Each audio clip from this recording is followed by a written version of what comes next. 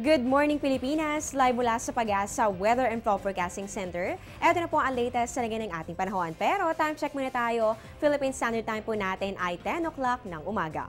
Mga kababayan, huling Biyernes na po ng taong 2013 at ang maganda pa dito, wala pa namang inaasahang weather disturbance sa papasok sa ating Philippine Area of Responsibility. So yan po ang pagtaya ngayong araw.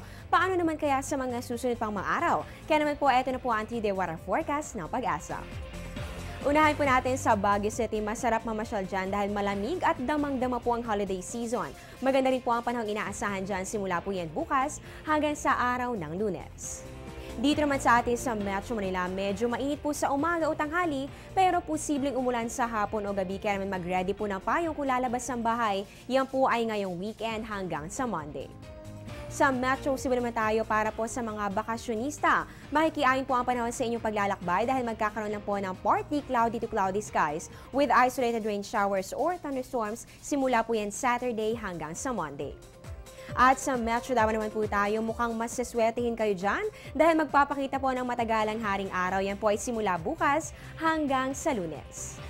At panghuli po natin sa may Zamboanga sa mga magtitinda ng mga pampabuenas para po mas makabenta na kulagyan po na masisilungan ng inyong pwesto. Dahil posible pa rin ang mga pulong-pulong pag-ulan o pagkidlat at pagkulog, yan po ay sa darating na weekend hanggang sa araw po yan ng Monday.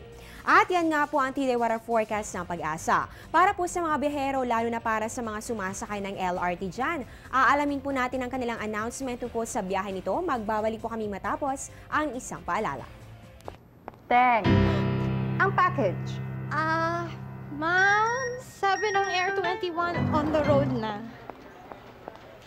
Ano, Teng? Ang package. Ma'am, sabi ng Air 21 na receive na. Okay, very good. Basta padala, sagot ka ng Air 21. May real-time delivery updates via text para worry-free ka. Teng, ang package, napadala mo na? Yes, ma'am, sa Air 21. Sa Air 21, sagot ko, padala mo!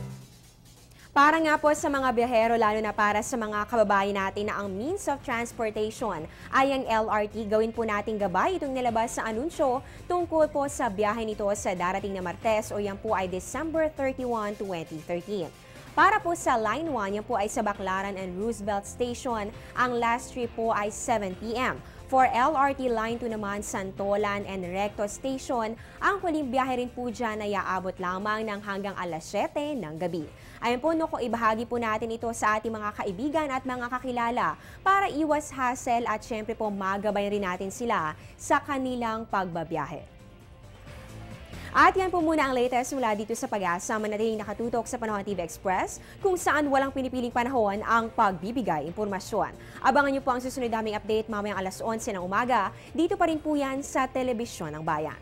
Ako po ang inyong weather lover, Amor La Rosa. Magandang umaga.